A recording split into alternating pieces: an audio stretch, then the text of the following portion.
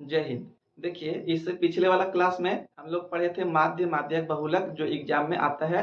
100% आएगा। तीनों वीडियो अगर आप लोग अच्छा से देख लीजिएगा तो 5 नंबर आपका फिक्स हो जाएगा। आज हम लोग द्विघाती सूत्र से मूल निकालने के लिए सीखेंगे।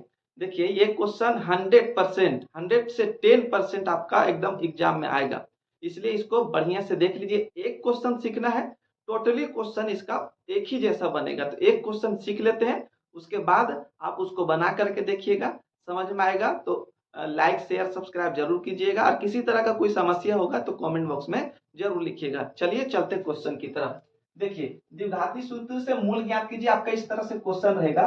द्विघाती समीकरण इतना है का विविक्तर मूलों की प्रकृति तथा द्विघाती सूत्र का प्रयोग करके मूल ज्ञात कीजिए। देखिए, इसमें आपका 3 क्वेश्चन। अब तीनों क्वेश्चन को हम लोग जानेंगे, कहाँ आपको 1 नंबर मिलेगा, कहाँ 2 नंबर मिलेगा और कहाँ पर आपको 3 नंबर मिलेगा। तो देखिए, सबसे पहले क्या चीज बोला बोला कि ये आपका समीकरण है विविक्तर। क्या कह रहा है? विविक्तर। और मूलों की प्रकृति बताना है। तो पहला देखिए, डी बराबर, डी को ही हम लोग विविक्तर कहते हैं। तो सबसे पहले डी निकालेंगे, और डी जब निकालेंगे तो देखिए, अगर माइनस में आ जाएगा डी का मान तो ये हो जाएगा मूल नहीं है, उसके आगे बनेगा ही नहीं। अगर माइनस में मान आ गया तो सिर्फ आपको विविक्तर निकाल के माइनस में आ गया तो उसको छोड़ देना है। और अगर प्लस में आता है तो देखिए, मूलों की प्रकृति बताना किस तरह का है। देखिए, अगर माइनस में आया तो कोई मूल नहीं, आगे नहीं बनाना है। अगर आपका देखिए डी का मान अगर 0 आ गया तो मूल समान होगा और आगे बनाना है। और डी का मान अगर प्लस में, जैसे प्लस यहाँ पर 25 आ जाए, +2 आ जाए, +1 आ जाए, तो मूल वास्तविक असमान होगा।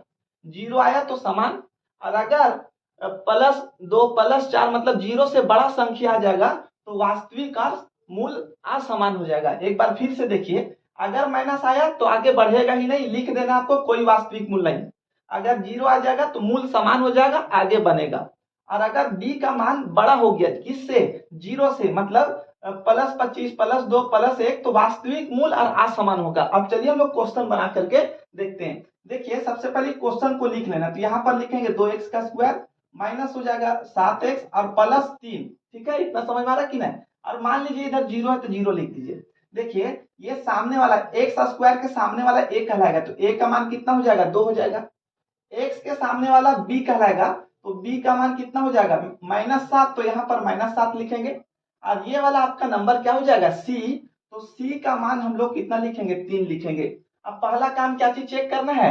d, मतलब d निकाल करके दिखाना है। तो पहले d निकालेंगे, तो यहाँ पर लिखते हैं d बराबर, फॉर्मूला होता है b का स्क्वायर माइनस होता है 4ac। d बराबर फॉर्मूला क्या होता है? b का स्क्वायर माइनस 4ac। देखिए, b का मान कितना है यहाँ पर? -7, तो लिखेंगे -7 और इसके ऊपर स्क्वायर लगा देंगे क्योंकि b पर स्क्वायर है। उसके बाद माइनस, यहाँ 4 है तो 4 लिखेंगे।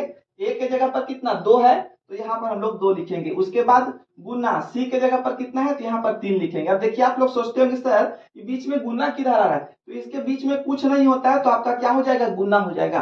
अब इसको हल करते हैं, 7 का स्क्वायर कीजिएगा तो हो जाएगा 49। और अगर यहाँ पर जोड़ा नंबर है तो माइनस प्लस में हो जाएगा। अगर 3 जोड़ा रहेगा तो माइनस ही लिखेंगे। देखिए, यहाँ पर 2 जोड़ा नंबर है, इसलिए माइनस क्या हो जाएगा? यहाँ पर प्लस हो जाएगा। उसके बाद यहाँ माइनस है तो माइनस, इसको गुना कर दीजिए, 4 दूना 8 और 8 तिया कितना हो जाएगा? 24 हो जाएगा। अब इसको क्या करेंगे? 49 में 25 घटा दीजिएगा तो आपका कितना आ जाएगा? सॉरी, 49 में 24 घटा दीजिएगा तब आपका यहाँ पर कितना आ जाएगा? 25 आ जाएगा। अब देखिए 25 आया तो देखिए डी जो है मान बड़ा हो गया किससे? 0 से।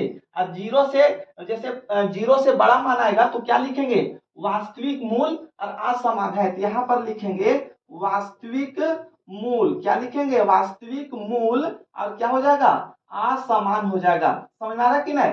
इतना देखिए, सबसे पहले इतना में आपको 1 नंबर मिलेगा।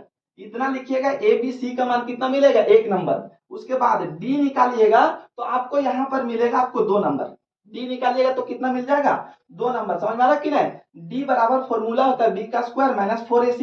ए बी सी का मान बैठाइए, हल कीजिए।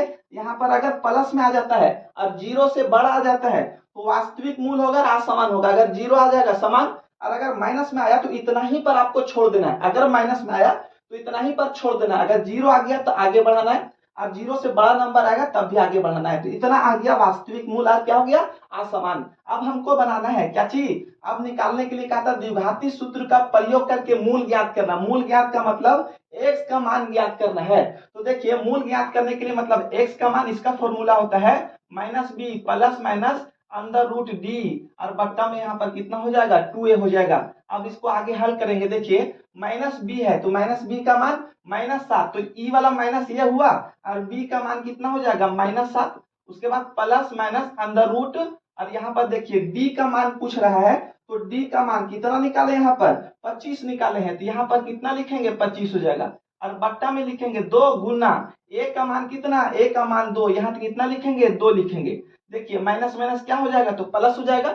उसके बाद प्लस और माइनस, देखिए रूट के अंदर 25 है तो 25 रूट के अंदर रहेगा, तो रूट के अंदर दो चीज जो मिलता है उसको बाहर, जैसे यहाँ पर रूट 25 है यहाँ पर तो रूट के अंदर लिखेगा 5 गुने 5, तो जब रूट के अंदर दो नंबर सेम से मिलेगा तो एक रूट से बाहर हो जाएगा और एक रूट से खत्म हो जाएगा। तो यहाँ पर कितना बच जाएगा 5, और बट्टा में देखिए 2 दूना कितना हो जाएगा यहाँ पर 4 हो गया। अब देखिए यहाँ पर एक चीज समझिए, यहाँ पर 2 आ गया, एक प्लस में और एक क्या चीज में आ गया माइनस में आ गया। तो एक प्लस वाला को हम लोग धनात्मक कहते हैं और माइनस वाला को क्या कहते हैं ऋणात्मक। तो हम यहाँ पर लिखेंगे धनात्मक, क्या लिखेंगे धनात्मक लिखेंगे, क्या लिखेंगे यहाँ पर लिखेंगे धनात्मक, और एक इधर लिख देंगे हम लोग ऋणात्मक, इधर क्या लिख देंगे ऋणात्मक। धनात्मक में क्या करेंगे प्लस वाला साइन लेंगे, तो यहाँ लिखेंगे 7 और प्लस हो जाएगा 5 और बट्टा में यहाँ पर लिखेंगे 4 हो जाएगा। उसके बाद देखिए यहाँ पर एक देखिए एक प्लस में ले लिए, सेम टू सेम यही लिखेंगे 7 माइनस 5 और बट्टा में यहाँ पर कितना लिखेंगे 4 लिखेंगे। यहाँ माइनस है तो आपको माइनस लगा देना है, यहाँ माइनस है तो क्या लिखेंगे माइनस हो जाएगा। देखिए सही से लिख -5 यहाँ पर हो जाएगा, क्लियर। अब देखिए आगे काम क्या करेंगे, 7 और 5 कितना हो जाएगा यहाँ पर 7 और 5 यहाँ पर हो जाएगा 12 और बट्टा में यहाँ पर कितना हो जाएगा आपका 4 हो जाएगा। 7 और 5 कितना हो जाएगा 12 और बट्टा में कितना हो जाएगा 4, और इधर चलिएगा तो 7 में 5 घटा दीजिएगा तो 2 बचेगा और बट्टा में कितना हो जाएगा 4। अब देखिए कट जाएगा, 4 एकम 4, 4 तिया कितना 12, तो यहाँ पर कितना हो जाएगा 3, और यहाँ काटिए 2 एकम 2 और 2 दूना कितना हो जाएगा 4, तो एक बट्टा में कितना हो गया 2 हो गया। तो देखिए एक धनात्मक में क्या आया 3 और ऋणात्मक में क्या आया 1/2। देखिए आप बहुत बच्चे सोचते होंगे सर ऋणात्मक में बोल रहे हैं तो यहाँ माइनस में क्यों नहीं आया। देखिए माइनस हम यहाँ के लिए लिखें, यहाँ के लिए नहीं लिख रहे, यहाँ पर आपका प्लस माइनस कुछ भी आ सकता है, ठीक है। तो इधर देखिए x का मान जो आया कितना आया 3 आया, तो यहाँ पर कितना लिखेंगे 3 और उसके बाद 1/2 आया तो यहाँ पर लिखेंगे 1/2 और ये हो जाएगा आपका आंसर। देखिए पूरा भरोसा है कि आपको समझ में आया होगा, अगर समझ में आया है तो लाइक शेयर सब्सक्राइब जरूर कीजिएगा। नेक्स्ट वीडियो में आपका छिन्नक का क्वेश्चन लाएंगे जो आपका 100% एग्जाम में आएगा।